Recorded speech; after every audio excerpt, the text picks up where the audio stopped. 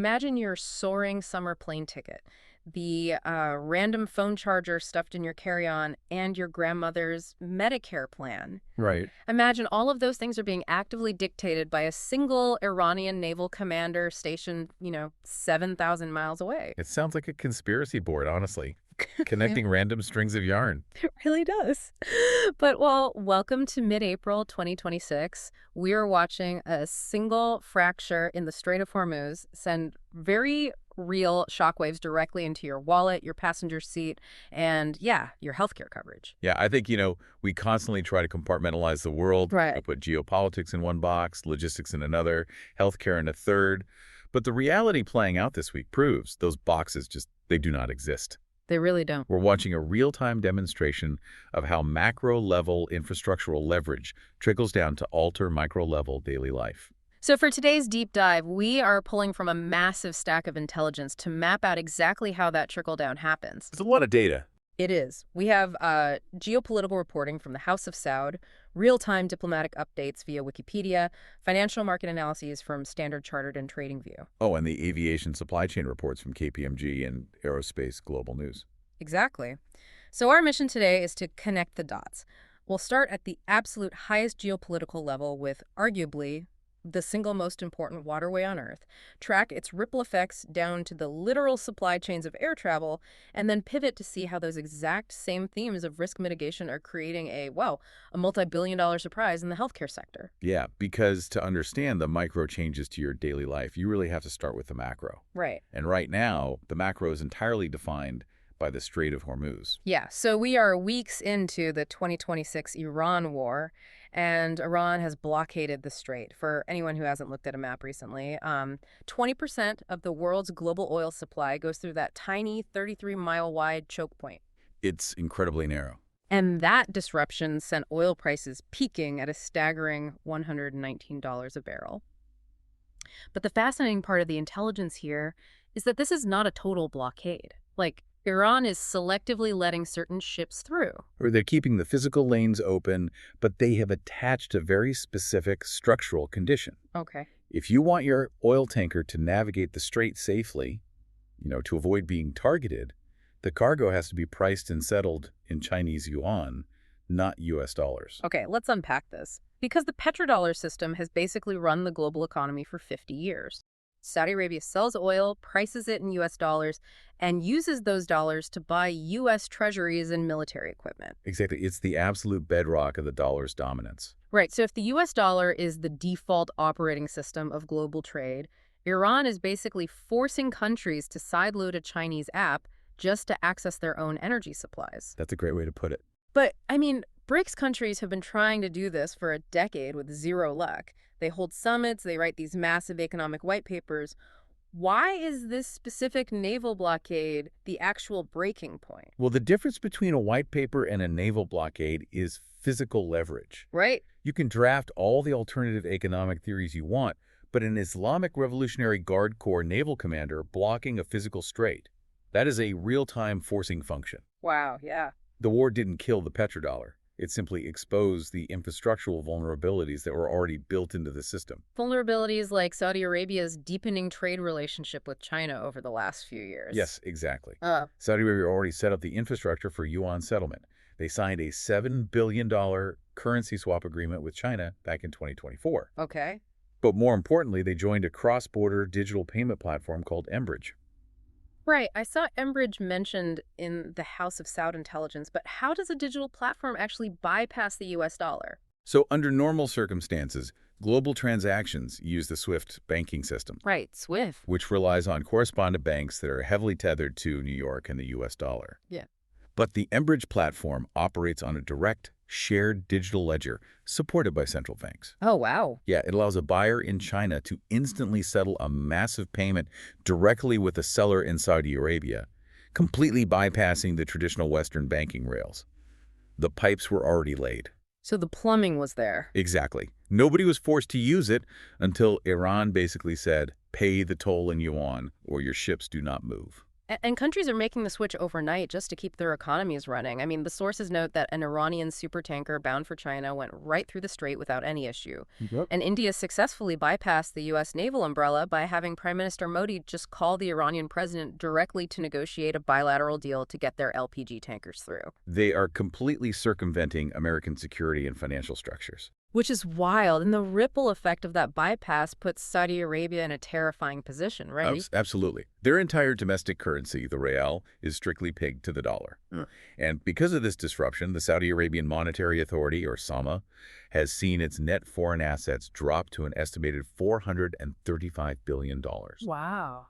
Yeah, if Saudi Arabia starts accepting yuan just to maintain its market share against Iran and Russia, they threaten the very foundation of their dollar peg. And all of that structural tension explains the absolute whiplash we saw in the markets this past week. Oh, yeah. Right as this economic pressure cooker was reaching a boiling point, President Trump announced a sudden 2-week ceasefire. And the market reaction was instantaneous and, honestly, incredibly violent. How so? Well, the moment that ceasefire was announced, Brent crude oil plunged 14% in a single day. 14%. Yeah, dropping down to $96 a barrel. Yeah. And it just sparked this massive rally in global equities. Standard Chartered released a note saying this fit perfectly into their base case scenario, which had previously predicted a 4 to 6 week conflict. Right, and the diplomatic machinery immediately kicked into gear too. They set up the Islamabad Talks in Pakistan on April 11th and 12th. Which is huge. Historically monumental, yeah. It was the first direct high-level engagement between the U.S. and Iran since 1979. It featured U.S. Vice President J.D. Vance and Iranian parliamentary speaker Mohammad Bagher Ghalibaf. And they sat down and negotiated for 21 hours straight. A massive diplomatic effort mediated by Pakistan, aiming to stabilize the region and permanently reopen the strait. But the talks completely failed. Right. They ended with absolutely no deal. The U.S. negotiators left Pakistan. So what does this all mean for the listener who's, tracking their portfolio? Wall Street threw a massive party because oil dropped 14%, but the actual peace talks in Islamabad failed entirely. It's confusing, yeah. Are investors just wearing rose-colored glasses here? Like pricing in a peace deal that literally does not exist? I mean, yes. You are looking at a classic case of algorithmic relief, blinding the market to structural reality. Okay, explain that. Modern markets are driven by automated systems reacting to immediate data points. The immediate data point was that a 2-week pause was called. That temporarily removes the extreme tail risk of a broader regional explosion. Right. So the algorithms execute massive buy orders on that immediate relief. Exactly. $96 a barrel is a lot easier to swallow than $119 a barrel. Definitely. The relief is palpable, but your skepticism is entirely warranted here. The ceasefire only pauses the shooting. It does not resolve the structural issue we just discussed, which is Iran's physical demand for yuan tolls in the Strait of Hormuz. Right. The root cause is still there.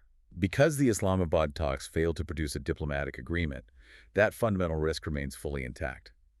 The algorithms essentially priced in a temporary pause, mistaking it for a permanent cure. And nowhere is that whiplash more obvious than in the aviation sector. Oh, absolutely. When oil prices plunged that 14%, airline stocks completely popped. Delta Airlines posted a massive Q1 earnings beat. They hit an adjusted earnings per share of $1 to $1.50, crushing Wall Street's expectations of $1.41. Yeah. Right. Their revenue is up in the low teens, and they just handed out $1.3 billion in profit sharing to their employees. And JetBlue shares surged almost 12% on the exact same news. Well, the short-term mechanics of airline profitability are deeply tied to the price of jet fuel. It's one of their largest variable expenses. So when oil drops, their margins instantly expand. Add that to an incredibly robust demand side, and you get these numbers. The KPMG 2026 Aviation Leaders Report actually projects that airlines are looking at a record $41 billion global net profit this year. That is insane. Driven by record-high global load factors of 84%. 84% capacity. I mean, when you're paying a premium for that summer flight, you are feeling that stat. Every middle seat is packed. Oh, yeah? But reading through that KPMG report, there is this massive undercurrent of anxiety. Behind these record paper profits driven by the oil drop, the actual physical supply chain of aviation is cracking. Yeah, we're seeing a deeply constrained supply environment right now. Like what? Well, the original equipment manufacturers, Airbus and Boeing, they are still struggling to ramp up basic deliveries of new planes. But more critically, the industry is fighting severe reliability issues with the newest generation of aircraft engines. Right. The report specifically called out GTF engine metal issues, noting this could take another 2 to 3 years to fully resolve. What is actually happening inside these engines? So this comes down to the geared turbofan, or GTF, engines. They utilize powdered metal components that make them incredibly light and highly fuel efficient. Which sounds good. It does, but the problem is that microscopic impurities have been found in that powdered metal. Under the intense, continuous heat of a jet engine, those tiny impurities make the metal components brittle. Oh, wow. That's not good. No, so airlines are being forced to pull planes out of the sky, completely disassemble the engines, and inspect them for microscopic cracks. This often leaves an aircraft grounded for months at a time. So here's where it gets really interesting. We're basically looking at a high-stakes game of musical chairs. Demand is at record highs, flights are 84% full, but airlines cannot get new planes from Boeing or Airbus, and the shiny new planes they do have keep getting grounded for months of engine teardowns. Right. So aircraft lessors, the companies that rent out older planes, suddenly hold all the cards and are aggressively jacking up lease rates. But wait, if oil prices are highly volatile because of the war in the Middle East, aren't these older, gas-guzzling leased planes a massive financial liability for the airlines? That is exactly it. That highlights the brutal structural squeeze airlines are currently trapped in. To meet passenger demand and capture that record revenue, they are forced to extend the leases on older, far less efficient aircraft. Right. And flying older planes exposes them directly to those spikes in fuel costs we saw when oil hit $119 a barrel. So they basically bleed cash at the pump. Yes. And the alternative is no better. If they transition to the new technology engines, they face structurally higher lifecycle maintenance costs, plus the operational nightmare of planes sitting uselessly in the hangar waiting for parts. So they are actively trading fuel risk for maintenance risk. Exactly. While the sudden drop in oil prices gave them a beautiful quarter on paper, the underlying structural costs of operating an airline are actually rising across the board. Wow. So we're seeing airlines trapped, trying to engineer their way out of massive financial and operational risks on the tarmac. But inside the cabin, they're trying to engineer their way out of a very different, very physical risk. Oh, definitely. And this one is sitting right there in your backpack. The pivot from macro-logistics to micro-logistics inside the aircraft cabin is, honestly, a fascinating study in risk mitigation. It really is. Because according to Aerospace Global News, effective April 20th, Southwest Airlines is implementing a strict new rule. Passengers are limited to carrying exactly one portable power bank per person. Right. And here is the kicker. You cannot put it in the overhead bin. You are required to keep it on your person or in a bag under the seat in front of you. Oh, and you absolutely cannot plug it into the in-seat power outlets to charge it during the flight. Yeah, this policy is a direct response to a rapidly escalating physical threat known as thermal runaway. Which sounds terrifying. It is. Lithium-ion batteries, which power virtually all of our portable electronics, rely on a very thin separator between the anode and the cathode inside the battery cell. If a defect or physical damage causes that separator to fail, it creates a short circuit. The battery enters a self-heating chemical loop that generates intense heat, toxic smoke, and ultimately produces its own oxygen, making the fire incredibly difficult to extinguish. And the data from the FAA on this is honestly alarming. They recorded a record high 97 overheating and fire events just last year. Since 2006, there have been over 700 of these lithium battery events on aircraft. And the vast majority of those incidents occur directly in the passenger cabin. I mean, I travel everywhere guarding my battery packs like they are weapons-grade plutonium. I have one for my phone, one for my tablet, usually a backup. We all do. Right. So if the FAA knows these are a major thermal runaway risk causing almost 100 literal fires a year, why not just ban them outright? I mean, a few years ago, they completely banned those exploding Samsung Galaxy phones.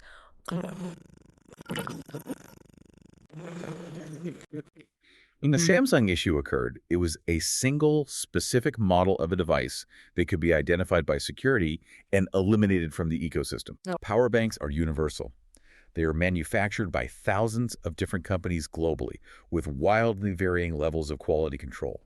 Modern society is completely dependent on them, An outright ban is simply unenforceable. People will just bury them deep in their check bags or, hide them in their carry-ons. Exactly.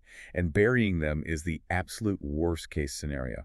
This policy from Southwest is entirely about mitigation, not elimination. Okay, how so? If a battery goes into thermal runaway inside a suitcase stuffed in an overhead bin, by the time the cabin crew smells smoke, the fire is already established and potentially spreading to the oxygen masks or other luggage. Basically a disaster at 35,000 feet. Exactly. But if the airline forces you to keep that single permitted power bank under the seat in front of you, the moment it starts to vent smoke, it's visible. Right. The passenger notices, the cabin crew notices immediately, and they can deploy a specialized fire containment bag to isolate the device before it compromises the aircraft's safety. That makes total sense. It's a brilliant example of adapting operational policy to human behavior. Yeah. You cannot stop people from carrying batteries, but you can control where the inevitable fires happen. And Southwest is literally spending capital to engineer its way out of physical risk by installing in-seat power across their 737 fleet by 2027. They're basically saying, look, you don't need to bring a dangerous battery on board because we will provide the power. Exactly. But physical fire isn't the only catastrophe massive corporations are mitigating this week. In the healthcare sector, UnitedHealth is facing a massive financial fire, and their mitigation strategy is just as drastic as altering the cabin rules. Yeah, moving from the physical supply chains to the regulatory environment really highlights how a single bureaucratic decision reshapes entirely different sectors of the economy. So let's turn to the Centers for Medicare and Medicaid Services, or CMS.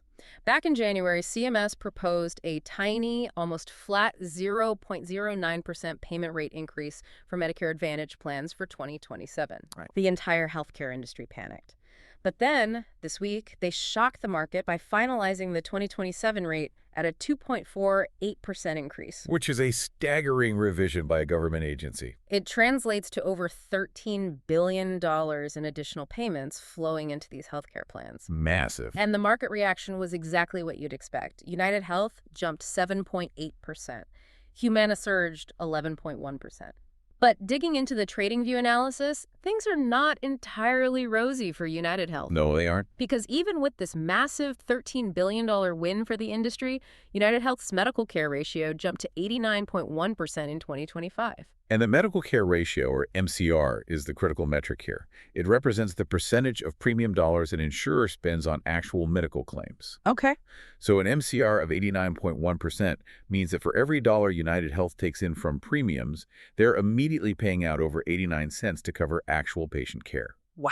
Yeah, that leaves very little room for administrative costs, let alone corporate profit. So it's like bracing yourself for a massive pay cut, and your boss suddenly gives you a cost of living raise instead. But it's still barely enough to cover rent. Basically, yes. And to protect their margins from that squeeze, UnitedHealth is doing something that seems totally counterintuitive.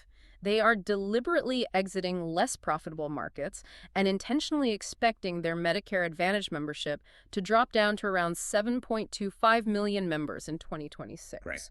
Wait, UnitedHealth is actively dropping out of unprofitable markets? Doesn't Wall Street fiercely punish companies that shrink? How can a massive growth company just walk away from massive revenue streams by abandoning customers? Normally, Wall Street demands relentless scale, that's true. But you have to spot the underlying pattern here. This is about prioritizing profitability over pure scale. Okay. When your medical care ratio is pushing 90%, scale actually becomes a massive liability if those new members are unprofitable. Every unprofitable member you add simply bleeds the company faster. So more members just equal more exponential losses. Exactly. UnitedHealth is unique because they are not just a traditional insurance company. They operate the Optum platform. Right, Optum. This means they own the local clinics, the data analytics platforms, and the pharmacy benefit managers. They own the entire integrated care chain. Oh, I see. By strategically shrinking their Medicare Advantage footprint, specifically dropping the geographic markets where they cannot control the underlying costs of care, they are insulating themselves from the underlying inflation of medical procedures. That's actually brilliant. They are proving that sometimes strategically shrinking your customer base is the only possible way to survive a severe margin squeeze. Let's zoom out and recap this journey because we have covered a massive amount of ground today. We started on the geopolitical chessboard, looking at how Iran's selective blockade of the Strait of Hormuz is using physical leverage to force the petroleum into existence, while the U.S. and Iran's 21-hour Islamabad peace talks ended in a total stalemate. A stalemate that the algorithmic trading models completely ignored when President Trump announced a temporary ceasefire, sending oil plunging 14%. Right. Which led directly to the massive whiplash in airline stocks. Delta is handing out billion-dollar profit shares based on cheap fuel, even as the industry gets structurally squeezed between high lease rates for old planes and broken powdered metal engines on new ones. It's a mess. And from there, we looked at the literal passenger cabin, where Southwest is limiting you to one power bank under your seat to stop lithium-ion chemical fires at 35,000 feet. Yeah. And finally, we saw how a sudden $13 billion injection from CMS completely altered the trajectory of healthcare giants like UnitedHealth, who are intentionally shrinking just to survive. It really serves as a powerful reminder of how interconnected these risk mitigation systems truly are across completely different sectors. It is why all of this matters directly to you. Whether you are filling your car with gas, trying to figure out how to keep your phone charged on a Southwest flight without getting yelled at by a flight attendant, or, trying to understand why your Medicare Advantage player options might look very different next year. These invisible macro forces are actively dictating the terms of your daily life. It isn't abstract. It is happening in your wallet and on your airplane. The macro forces always eventually become your micro reality. They really do. And to leave you with one final thought to ponder. We talked about how quickly the market algorithms reacted to that temporary ceasefire, dropping the price of oil. But we also saw in the intelligence that war risk insurance premiums for shipping in the Persian Gulf have skyrocketed by thousands of percent. Yeah, that's a huge detail. Right, so consider this. What happens if the massive global insurance industry simply decides to stop underwriting dollar-denominated shipping entirely? Not because of any political ideology, but simply because their internal risk models determine that the petrodollar is now just too much of a geopolitical liability to insure? Could it be actuaries and insurance adjusters sitting in quiet cubicles rather than admirals or politicians who finally pull the plug on the dollar's global dominance? Now, that is a truly terrifying and entirely plausible question. Something to chew on until next time. Thanks for joining us on this deep dive.